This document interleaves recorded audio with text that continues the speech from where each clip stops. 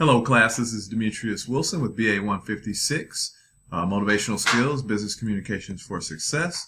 We're now into Chapter 14, Presentations to Persuade. Very, very important. Learning objectives for this chapter: demonstrate an understanding of the importance of persuasion, describe the similarities and differences between persuasion and motivation, identify and demonstrate how to use the 6 principles of persuasion, identify and demonstrate the effective use of 5 functions of speaking to persuade, identify and describe several basic needs that people seek to fulfill when they communicate, right? There's something that, that you're trying to accomplish when you communicate. Otherwise, you wouldn't be communicating. So, well, not everybody. Some people just talk the talk. Label and discuss 3 components of an argument. Additional learning objectives: identify and provide examples of emotional appeals. Demonstrate the importance of ethics as a part of the persuasion process. If you're, crossing the ethical line, a lot of people will not agree with you no matter what you say. Identify and provide examples of 8 common fallacies in persuasive speaking. Understand the structural parts of persuasive speech. Discuss the basic parts of elevator speech, or elevator pitch as you might hear it called, and create an effective elevator speech. So what is persuasion? I'm sure all of you guys know, but what is the true definition of it? I'm sure you all know how to persuade. It's an act of process of presenting arguments to move, right? And if you were underlining something, you would underline these: to move, motivate, or change your audience, right? You want to persuade, you want to move them in a different direction. It can be implicit or explicit and can have both positive and negative effects, right? You could be, touting all the positive, aspects of something, or touting all the negative aspects of something to move them away from it. Motivation is distinct from persuasion. It involves the force, stimulus, or influence to bring about change, right? So you get motivated all throughout the day, motivated to study, motivated to work, motivated to be persuaded to do something. Measurable gain, and you'll see a diagram on that. The system of assessing the extent to which the audience members respond to a persuasive message, right? Were you able to sway them? Were you not? Was it pretty neutral? Did it not move the needle? So as we talked about it, here it is right here. So for measurable gain, so hostile, negative, neutral, positive, and supporter, right? So did you move that person from being hostile in terms of the topic to being positive? Or did you swing them the other way and they were supporter, and then they heard your speech and it was so bad then it moved to negative, right? This is just, measurable gain chart. That's obviously common sense. Principles of persuasion: reciprocity, scarcity, authority, commitment, and consistency. Right, we've been talking about that all the entire course, right? You need to be, committed and consistent in what your speech is. If there's not consistency within your speech, then there's a lot of times that, people may not be swayed by what you say. Consensus, liking, all of those are involved.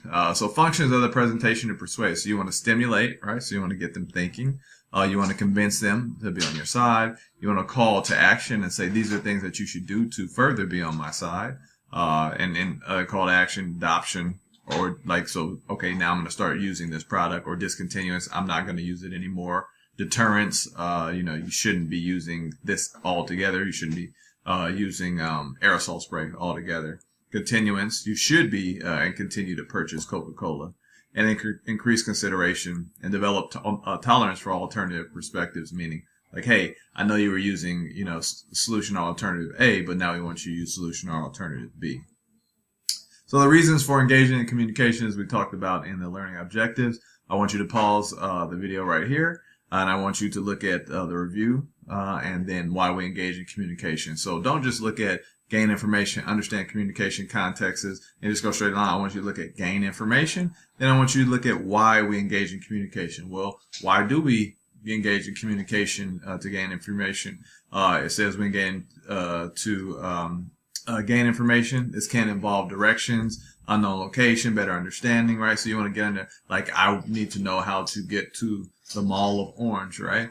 And I need to gain that information. So I'm going to listen. I'm going to communicate with somebody, or I'm going to communicate with my MapQuest, right? Or my MapQuest is going to communicate with me, right? So it's the review, and then why we engage in communication, right? So understand communication context, right? So we want to understand the context in which we're communicating, right? It can get lost in translation if you don't, right? So I want you to look at the review, look at the why we engage in communication. And there'll be a few of those throughout this lecture. So making an argument in persuasive speech, you want to present your position with logical points, right? So you want to be logical. You don't want to sound illogical because people will definitely not agree with you and they definitely won't take your side. Support each point with appropriate sources. Treat your audience with respect. Always treat people with respect, no matter who your audience may be. Present your audience or present your argument in a way that it does not make your audience defensive, right? You don't want to put them on the defensive. I've done that before. I've done some of these things wrong. So I definitely know that that's one thing that you should definitely do is, and ensure that you do is make sure that you don't put them on the defensive. You want to use strategic arguments with skill and planning, right? So proper planning prevents poor performance. We always talk about that. So you want to plan things out first. Classical rhetorical strategy. So this is great to actually like kind of break down the speech and know exactly how things should flow. So first you start with the exordium. Prepares the audience to consider your argument. So I want to prepare you to consider my argument. Then you have number 2, you have the narration, which provides the audience with the necessary background or context for your argument. So, okay, now I understand the background. Then 3, you have the proposition, which introduces your claim, being argued by the speech. You have your confirmation, offers the audience evidence to support your argument, right? So, people typically need some evidence if they want to jump on the side or on your side. Refutation introduces the audience and then discounts or refutes counter arguments and objectives. So say, hey, these are the people on the other side of the river that are against what I'm saying, and this is why you should reject what they're saying. And then a peroration, your conclusion of the argument. So that's when you conclude, kind of wrap things up. So I want you to also, even though I went through those, I want you to pause on that, go through these 6, and make sure that you understand the different parts of the rhetorical strategy. This is Tallman's 3-part rhetorical strategy. So obviously this, had 6, and this has, 50% of that. So you look at why, but this is just more of a basic reason. It might be more popular, more what people use. So you have your claim, your statement, or of belief or truth. It is important to spay or neuter your pet, right? So that's your claim. Then the data, your supporting reason for the claim. Millions of unwanted pets are euthanized annually, right? So that's the reason why. Here's a claim. It's important to do it, and this is the reason why. And then you have your warrant. You create the connection between the claim and the supporting reasons, right? So you connect these two. Pets that are spayed or neutered do not reproduce, preventing the production of unwanted animals, right? So you got to see how that works. It's just 3 parts, much more simple. If you were, completing a persuasive speech, you can go with this or you can go with that. Obviously, it's a little bit more extensive, but it depends on what you're doing. I'm not saying that either one is the right way to go. Neither one are wrong. They're just a little different. Argumentation strategies for GASCAP/T, right? So this, don't have to memorize that, but generalization. These are arguments by analogy, sign, consequence, authority, principle, testimony, right? That's just, the abbreviation or the acronym for all of that. So what I want you to do is pause on each one of these, and I want you to read the argument by, the claim, the example, and then the evaluation. So generalization. So whatever is true or good, true of a good example or sample will be true of everything like it or the population that came from it, right? So if it's good, it creates good. If it's bad, it creates bad. So example, if you can vote, drive, and die for your country, you should also be allowed to buy alcohol, right? You can vote, drive, and die for your country at 18, but you can't buy alcohol until you're 21. So the STAR system, for it to be reliable, we need it to be sufficient number, typical, accurate, and reliable examples, right? So I want you to read through each one of these. They're good, but take your time on these. Don't rush, because you have to kind of, slow down and understand it. You can see that this is a generalization, right? In general, they're saying in general, people at 18 should be able to get alcohol, and this is the reason why. And they can also go into different arguments about, other countries and stuff like that as well. So look at generalization, look at analogy. You want to look at sign, cause, right? So for cause, like if 2 conditions always appear to be together, then they are causally related, right? And are they always going to be, is it true that you always have to have A and B together? Not necessarily, but sometimes it is true, right? Because you can make like I said, generalization on those as well. That when A happens, B typically happens, but not 100% of the time, right? So you want you to look at sign, look at cause, pause it on that one too. I want you to look at authority, principle, and testimony. So again, look at the argument by, the claim, the example, and then the evaluation, okay? Appealing to emotions. So emotions are universal, right? In all, countries and cultures.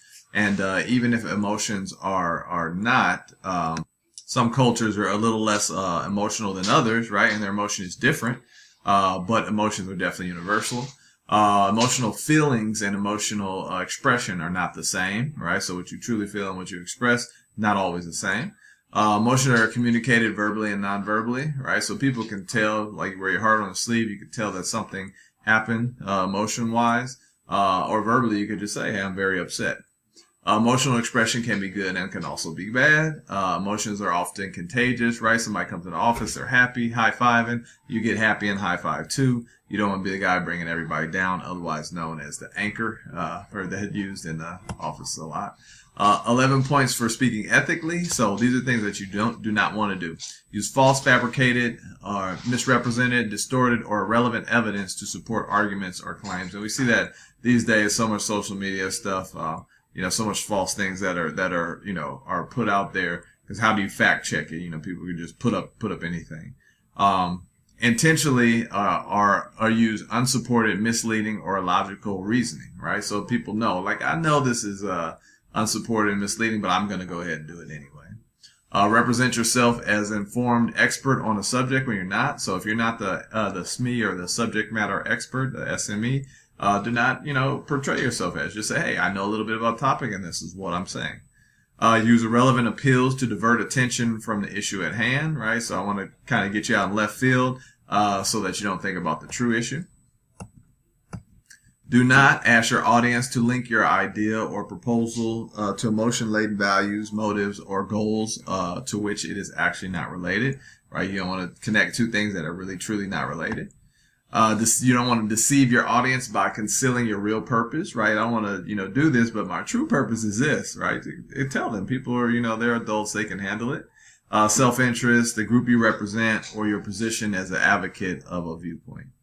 And you should not distort, hide, or misrepresent the numbers, scope, intensity, or undesirable features of consequences or effects. And a lot of times businesses struggle with that, and I see that every day. It's like they want to hide certain things. Like, no, you really need to get those things out there and be as transparent as possible, and people will definitely love you for it. You want to use emotional appeals that lack a supporting basis or of evidence or reasoning. Those are things that you don't want to do, right? So remember, do not use emotional appeals that lack a supporting basis of evidence or reasoning. More do nots. Oversimplify complex, gradation-laden situations into simplistic, two-valued, either or polar views or choices. So I will tell you two things. Like, you don't want to oversimplify things, but you don't want to undersimplify things either, because then you won't have the right resources to fix them. You don't want to pretend certainty when tentativeness and degree of probability would be more accurate. Like, I'm 95% sure as opposed to, I'm 100% sure, let it rip. Right? Advocate something which you yourself do not believe in. Right? Like, we looked at that I Love Lucy video where she's taking something she obviously didn't taste well. She does not going to believe in it, but her nonverbal communication on her face shows that something that's very disgusting. So if you're not if you don't believe in it, then you shouldn't be endorsing it or advocating for it. So these are the fallacies. This is really good too. Again, so I want you to pause the video here, and I want you to look at these, and these actually go further than the first page, so make sure that you go through all of it. So it tells you what the fallacy is, tells you the definition, and it gives you an example as well. So like, for instance, number 3, begging the question, claiming the truth of the very matter in question as if it were already an obvious condition, right? As if everybody already knew this was true. And so, for instance, we know that they will be released and unleashed on society to represent their crimes again and again. Was that the truth? No. That's not necessarily true. The truth with some people, yeah, possibly so. But the begging the question is how they handle those fallacies. And this goes, like I said, it goes on to the next page. So fallacy definition example. You want to just know and understand like what people are writing and how what mistakes they can actually make, and then end up in this example section, which we don't necessarily want, right? Structural parts of a persuasive speech. So you want an attention statement, right? You want to hook people in, get their attention. You want your introduction. This is who I am. This is what we're doing. The body. This is the meat and potatoes of the speech. And then your conclusion, where you wrap everything up in a nice little bow. And your residual message, what do I want people to keep thinking about me and or my company once I'm done? Sample speech guidelines. So I want you to, again, pause this and go through the topic, purpose, audience, supporting materials, right? So for instance, the topic, that's what you're going to speak about. Choose a product or service that interests you so much that you would like to influence the audience attitudes and behavior toward it, right? So is there something that you really say, I really stand behind this product? Then you should be the person that takes topic. Then purpose, right? Persuasive speakers may also plan to secure behavioral changes, right? Want to change how your behavior is and see how this works out. Influence thinking or motivate action in their audience, right? So again, I want you to go over these, and I want you to go over everything in the middle. I want you to go to, when you get to the next slide, I want you to do the same, because now you have organization all the way through to delivery, right? So organization, want to write a central idea which expresses the message or point that you hope to get across to your listeners, right? Determine the 2 or 3 main points. Describe a complete sentence outline of the body of the speech, right? So, organization, very, very important, especially when you're writing a speech. You want to jump all over the place. Introduction, develop an opening that will, and then all you have to do is look at these 3. And this is all posted in the module. Get the attention and interest of your listeners, right? So I want to get people to notice what's going on. Express your central idea / message, and lead into the body of your speech, right? So you want to lead into from the conclusion, not conclusion, but the introduction part into the body of your speech, all right? So then, make sure that you pause it here, that you go through organization, introduction, conclusion, and delivery, and and those 4 points on the side as well. Elevator speech or elevator pitch is something that a lot of times people, and I know my former boss, she was very, very big on this. She's like, well, what's your elevator pitch? What's your elevator speech in case you get on the elevator with the president? And I wasn't really big on these because at certain points I didn't think that they would really help. But it is good to not only have it for other individuals that you may run into, but it's also good to have it for yourself so that you know and understand kind of what you're looking for and what you're gearing yourself towards. So elevator speech is a presentation that persuades the listener in less than 30 seconds, right? So, if I said, it has to be within 45 seconds, then that's just what I say. But, these individuals, they say 30 seconds. Not that I'm disputing it, but I'm just saying, anybody could say or make up how many seconds that a person has. So here are a few examples. Entrepreneur making a brief presentation to venture capitalist or investor, right? They're going to give you the money, right? You should be able to tell them in a clear and concise manner what they're putting their money into. A conversation at a water cooler, right? Comments during intermission at a basketball game, and a conversation as you stroll across the parking lot, right? But it just depends on who you're speaking with. Is this a person who you want to unleash your elevator pitch or your elevator speech on, or is it somebody who you just want to fact find and ask questions to? Good elevator speech will address several key questions. What's the topic, product, or service? Who are you? Who is the target market? And that's very important. What is the revenue model? Very important as well. And what or who is the competition, and what are your advantages, right? So we want to know what our advantages are so we can play off those advantages and enhance things from that standpoint. But you have to, you have to know what your advantages are.